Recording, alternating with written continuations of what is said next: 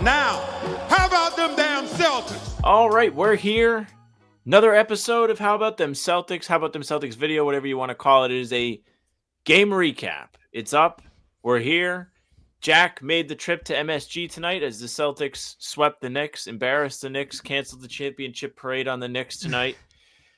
So I have the pleasure of being joined by Jake Eisenberg. Jake, hello. Hello. Thanks for having me. Thank you for coming on such short notice. We've talked to each other a lot today. Yeah, It's been a lot of fun. Always a good day. And always, I feel like we've got a pretty good record on the playback. And when we do these things, I feel like it's been mostly positive. And tonight was especially fun. It was, we don't care in the first half to we need to win this game. We purchased Celtics insurance. We considered buying more Celtics insurance when we were up 7 with a couple minutes ago, which would have been a good purchase, honestly. Or maybe not, but it worked out for the old Boston Celtics in the end tonight. Yeah, thanks to really awesome games from Kristaps and Jayson Tatum today. Both of them brass balls shots in different parts of the game. You have Tatum miss a free throw at the end of regulation to potentially tie the game after being fouled on a three-point shot, makes the first two, misses the third one, comes down the floor after nearly pinning Josh Hart on the glass, who extends the lead back up to 3 for the Knicks. Comes down the floor, sinks this brass balls, no timeout, live action, step back over OG Anunoby, who he created an acre of space off of. And then they go to overtime where Kristaps Porzingis makes his 1,000,000,000th three of the night to ice the game for Boston. Just as encouraging of in needed games from two of your top guys when Jaylen Brown is clearly just not himself and really didn't play a lot of minutes in this game. So we can start with those two guys, Jake. Whew. Yeah, this was the KP and Tatum show. Tatum is why I love this matchup. Like, his three-point shot's been struggling a little bit, not against the New York Knicks. And I mean, I'm sure you enjoyed the Knicks not fouling up 3. Clearly a mistake. Should have fouled up 3 with 3 seconds to go. I'm not sure what they were doing there. And Tatum gets OG, who I thought did a pretty good job on him, at least like trying to do as much as he could on Tatum. But I thought Tatum had his way for a lot of the game against everybody. But OG, I thought, played his best defense against Tatum this season, made it a little bit easier by having Mitch Robinson out there as well. But I also thought OG was getting away with a lot of grabbing and holding of Tatum. Every time Tatum was like trying to come off a screen, I was like, I can't imagine Tatum's just running into the screen incorrectly here. He's definitely being grabbed. So it was a very physical game too. I thought Tatum did a good job playing through it. And yeah, that missed free throw hurt, but came back down, immediately dotted between the eyes. It was a huge shot. And then on a long list of big Tatum clutch shots this season, which makes me feel good going to the playoffs. Yeah, he's finally kind of reassured everyone that, like, he in fact can do that. He can make those shots. Like, all of last year being like, is this guy all right? Like, watching him take the same turnaround fadeaway shot at the elbow every single time the buzzer's about to go off and it doesn't go in. He took that shot a couple times today. He made it every single time. You mentioned Bridges just fighting for his life against Tatum. Who, like, if you're Mikal Bridges and you go back and you're in the film room and you watch these defensive possessions, you're like, what do you want out of me, man? Like, Tibbs is like standing there with his hands on his hips, shaking his head, and Tatum is just making impossible Larry Bird shots. He turned into Larry Bird in the second half of this game, makes this baseline fall away over two guys to end the third quarter at the buzzer, which is nearly identical to one of these plays you always see on like the documentary or just highlight clips of Bird, which I put in the Celtics blog article that's up probably this morning as you're reading this. And then he proceeds to just spam Bird-like tough buckets against the Knicks in the fourth quarter, of course, over Bridges. And he like snatches the soul of Bridges, who was not good in this game. He ends with 14 points, 6 of 15 from the field. He doesn't catch the pass when he's in the corner with a chance to maybe tie the game after Porzingis hits this big, huge three in overtime. And it's just a really bad day to have given up 5 first-round picks for Mikal Bridges after Jayson Tatum cements his season-long dominance over the Knicks. Not only did he average 33.5, 7 and 6.5 on 53-47 splits.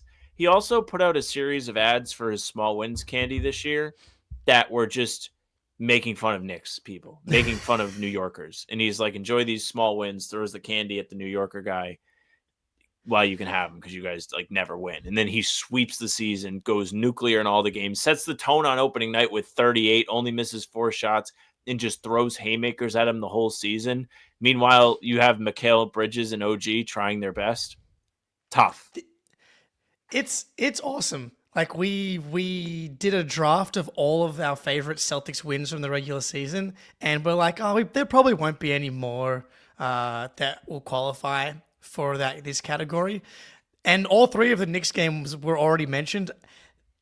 You got to throw this one in there as well. Like, this was obviously the closest of all the games, but yeah, and that was definitely Tatum's best acting job. I think he's improving both as a playmaker, a decision maker, and a mid-range jump shooter, and as an actor. This guy is leaving no weakness unturned, because I would say acting was pretty high on the list of weaknesses for Jayson Tatum, which is totally fine.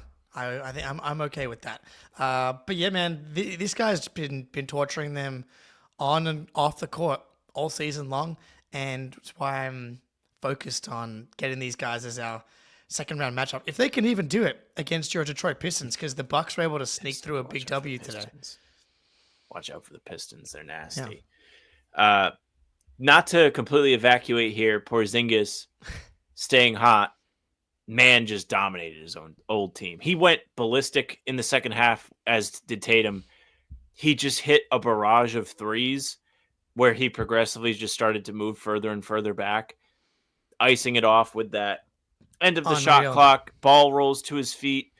He said, he said it was either a sign or an act of God that he was in that spot after the game. He drills this 3, both feet on the Knicks center court logo. It's an absolute laser. The place is in dismay. And it's just another example of the Knicks fumbling. They fumbled Porzingis. Well, they didn't fumble. He asked for a trade, but then you just look down the line and you're like, oh yeah, Luke Cornett used to be a Knick too. And now he's on the Celtics and he's playing incredible basketball. So thank you, New York, for giving up your big guys. Yeah, thank you, New York. And is this the first game that Kristaps played against the Knicks this season? He missed the first one, didn't play the second one. He played in the third one, and he was pretty solid. He had 17 on 15 shots. Not as efficient as it usually is, but I guess they didn't need it tonight. But man, he, even going back to last season, opening night when he first got to Boston, he was the dude in the clutch, knocking down big shots.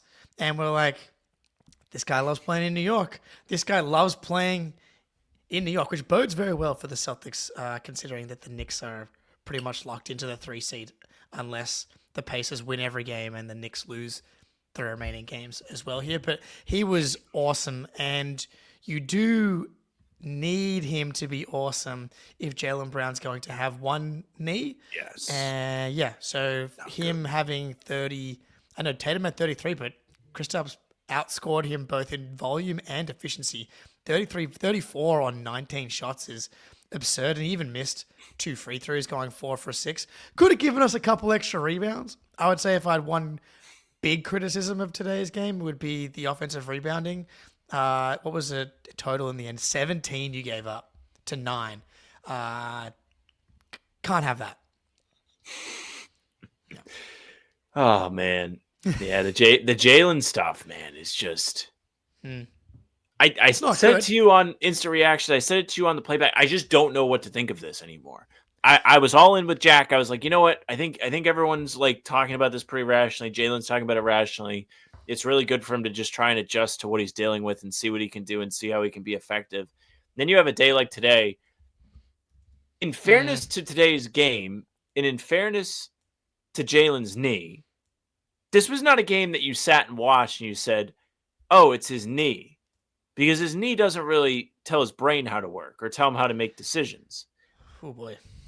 And that's what I've been saying these last few games. It's like you've got to try and evaluate what he's doing without knowing he has a knee injury, which is hard to do because every time he runs back on defense, he's clearly limping. but like you kind of need to evaluate him in a vacuum. And when Jaylen Brown dribbles the ball off his foot or makes a bad decision, it's important to remember that that was happening several times per game, every game for the past 8 years, and not just recently. And you've been on it. Like coming into tonight over his last 5 games, he was insanely efficient, like 68% true shooting. Tonight was bad. I will say those numbers are definitely buoyed by 2 games against the Suns. And while the Knicks don't have a good defense, they don't have a Phoenix Suns defense. And if I'm not mistaken, the Suns are down 95-61 currently against the Golden State Warriors. So we're not going to have the benefit of playing against the Phoenix Suns defense every single night, which is where Jalen's done a lot of his damage. So I would like, and I don't know if we're going to see him tomorrow, because I've been on the I believe him that he's not pushing for the games, but then tonight you play exactly 21 minutes, and now he only needs to play 15 minutes tomorrow. I'm not exactly brushed up on the requirement with the minutes and stuff, but I saw someone in the chat earlier today being he only needs to play 15 minutes tomorrow in order for it to count for some reason, which Big just scam move. Which is just as the fact that even exists is what is the point of the rules if we're having these loopholes? Just a complete farce. But so him playing 21 minutes and then not playing down the stretch, it's is he playing for 65 games, or is he not playing because they have a game tomorrow and he's playing like shit tonight? You can still probably just spin it enough where you can convince me that if he plays tomorrow, it's not because of the 65 games. But I'm far more open to the possibility that he's pushing to make the 65 game requirement, and that makes me annoyed because it's we got fucking bigger fish to fry, Jalen. What are we doing? Will Jalen go higher or lower on the 65 games? I don't think you could pick that on Prize Picks, but you can choose from tons of sports props on Prize Picks. You can pick higher or lower. And if you sign up, you can use promo code CLNS to have them match your first deposit up to, I think it's $100. It could be more. You can bet or not bet. You can pick, you can play across all sorts of sports. Baseball is just getting started. Those would be a lot of fun to watch play out because baseball is a game that can change in an instant. One pitch could change your whole Prize Picks lineup. You can go through each game if you're watching the NBA slate, make a lineup of guys you think are going to go higher or lower, and don't forget to use promo code CLNS to be matched on your first purchase, on first deposit, rather. Speaking of just being a winner, Drew Holiday, really great in this game, in my opinion. Yeah. In my opinion, we were watching the playback, and I was just fawning over Drew Holiday.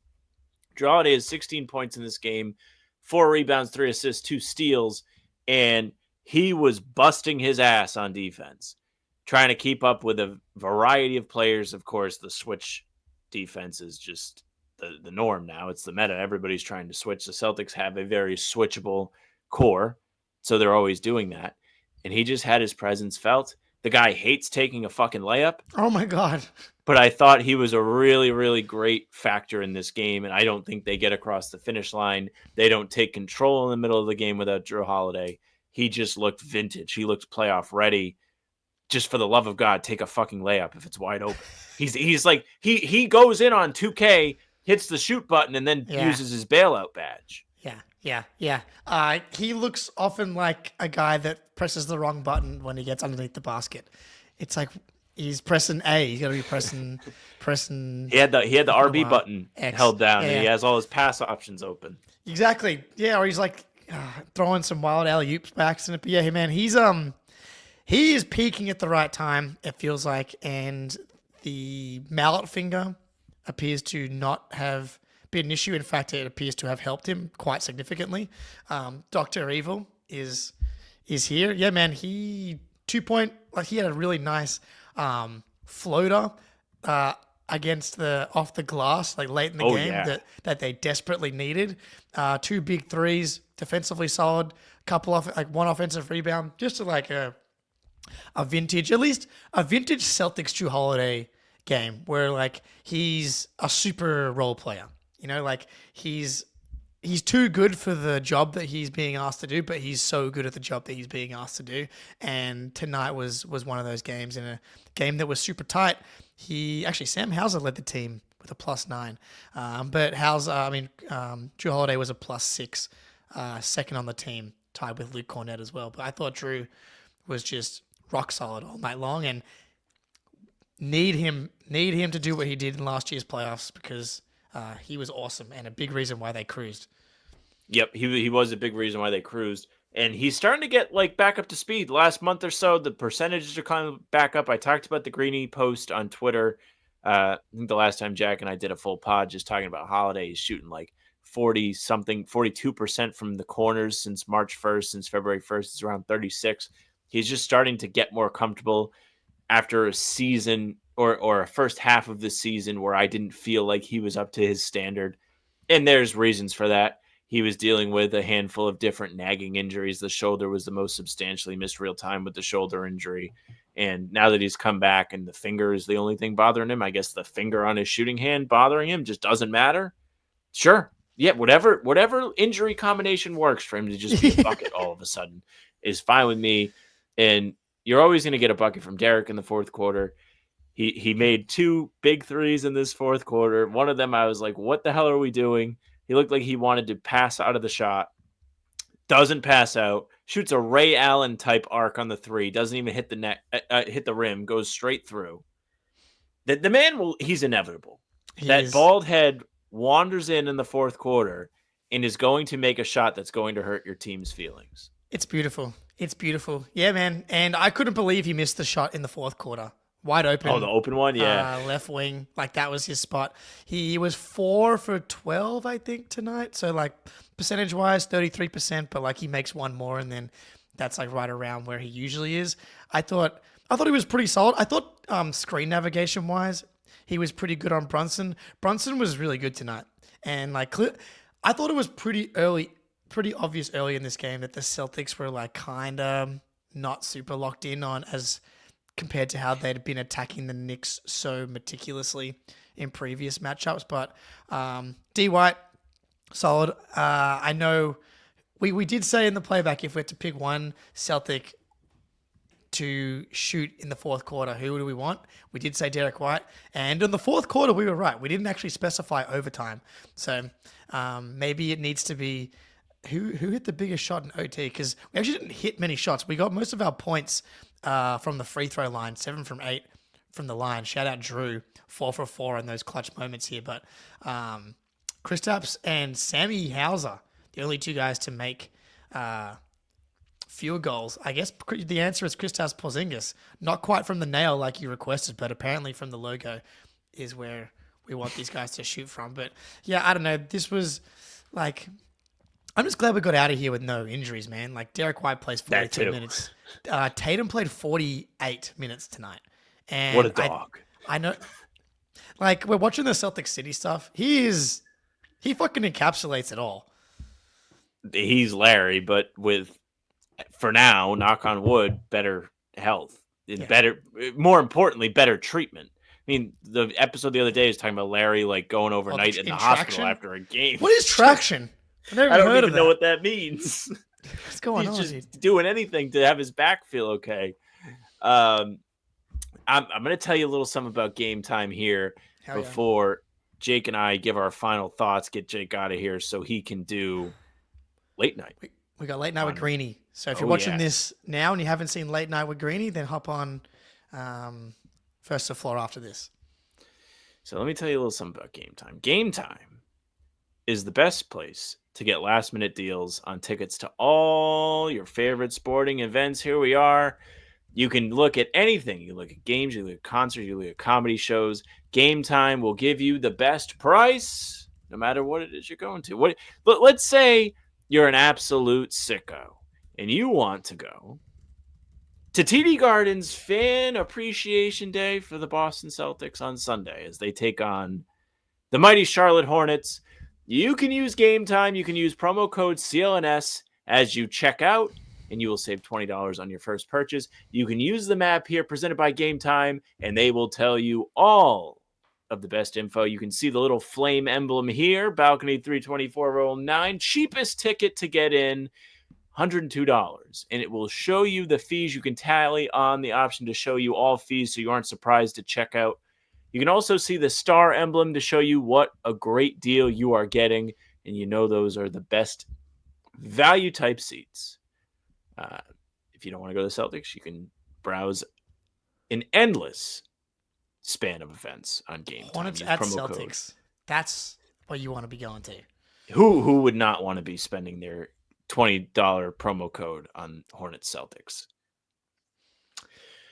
Jake, before we get out of here, final thoughts on the Knicks game, final thoughts on how you're feeling going forward for the final 3 games / the opening round of the playoffs after what we saw today, which was clearly Missoula playing a playoff rotation, taking it seriously, the players taking it seriously, the Knicks taking it seriously because they didn't want to be humiliated and remain winless against not only the Celtics, but all the other good teams in the NBA. They're now, I think, combined 0-9 against Boston, Cleveland, and Oklahoma City. I would not be confident if I was a Knicks fan past the first round of the playoffs. I would not be confident in the first round of the playoffs. That Detroit Pistons team is no joke, dude. Like, that statistically, yeah. The Pistons, I know, I can't believe I had to remind you, but like, I'd have to look at MSG. I'd have to look at to actually compare it, but I would not be surprised if the Pistons have a better net rating record than the Knicks in the last 50 games. Like, they've been just a straight-up good team in the past 50 games. That's going to be a war. I mean, best-case scenario, Pistons-Knicks goes 7, and the Knicks, like, play a double OT in Game 7 and pull it out, and then they come over to Boston. Because I'd rather play I don't know about you, but I'd much rather play the Knicks than the Pistons.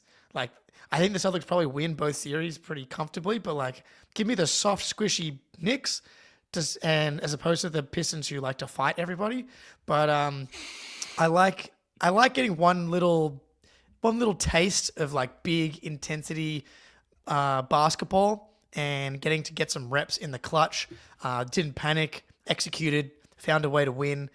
Like, in a game that I'm very happy I can sit here and be like, it was a nice tune-up with it being a W, as opposed to being like having to spin it and say they got a nice tune-up and now they can take that loss and remember that they actually have to be on their shit. But they won, so we're all smiles.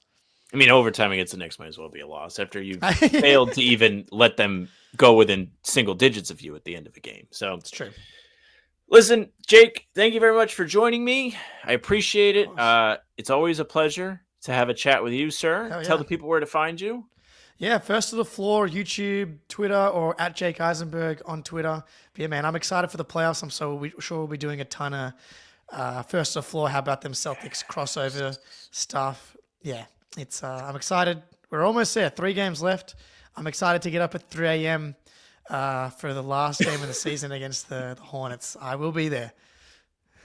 Somebody who watched the stream or the video will have bought Game Time tickets. Yeah. Go see. Shout out them. All right. Well, Jake, thank you very much for joining me. Thank you, the viewer, very much, or listener, for listening or watching. Make sure you leave a like, comment, subscribe to the channel, hit the bell, because a combination of Jack, me, and maybe a guest will be on the channel every single day with new content. Full pods typically drop Tuesday, Thursday, Sunday. No full pod today because Jack is in hell travel-wise. But we'll be back. You can also find game recaps and other videos every day in between up on the channel to keep you up to date with all things Celtics. You can find Jack and I streaming live for a half hour before each tip-off on pregame. We're doing prize picks, we're losing at GeoGuessr, we're chatting with the chat. It's a ton of fun. Make sure you come hang out, subscribe, and hit the bell. You can find us on Spotify and Apple as well. All pods and recaps are up there, so if you just want the audio versions, go ahead, follow. They'll go right to your feed. Leave a 5-star review. We'd appreciate that very, very much. Tell your friends. You can email us, hbtcpod@gmail.com. We're reading your emails every single time we do a full pod, so get them in, hbtcpod@gmail.com. You know you got something to say about this game. You know you do. The socials are at How About Them C's for Twitter, Instagram, TikTok, Facebook's the name of the podcast. All streams are there. They're on YouTube. They're on Twitter. Jake's Twitter is at Jake Eisenberg. Another big thank you to him for coming to hang out with me at such an hour, even though it's not that much of an hour for him. It's 2 p.m., baby. It's 12 a.m. for me. And you can follow me on Twitter at Sam LaFrance NBA. That's it for us. Check, tackle. Come on. Tackles. top. Chaco. Chaco's having some fun here.